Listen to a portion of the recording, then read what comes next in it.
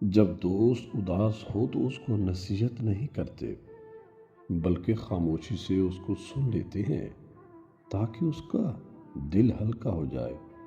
اور کسی کا دل ہلکا کرنا ایک آرٹ ہے جو کہ ہم سب کو سیکھنا چاہیے۔ چہرے اجنبی ہو جائیں تو انسان کو اتنا فرق نہیں پڑتا، لیکن جب لہجے اجنبی ہو جائیں تو بہت تکلیف دیتے ہیں۔ کم ظرف لوگ رشتے کو نبھاتے کم اور آزماتے زیادہ ہیں۔ پتہ ہے ماچس آج بھی اتنی سستی کیوں ہے؟ اس لیے کہ آگ لگانے والوں کی قیمت کبھی نہیں بڑھتی۔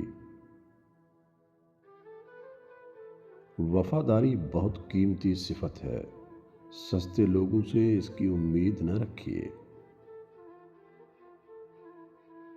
اللہ بدل دیتا ہے حالات کوئی بھی ہوں، آزمائش ہمیشہ نہیں رہتی۔ زندگی ایسے جیو کہ کسی کی زندگی کا حصہ بنو یا نہ بنو، مگر کسی کی دعاؤں کا حصہ ضرور بنو۔ لوگوں کے رویے سے بدگمان نہ ہوا کرو۔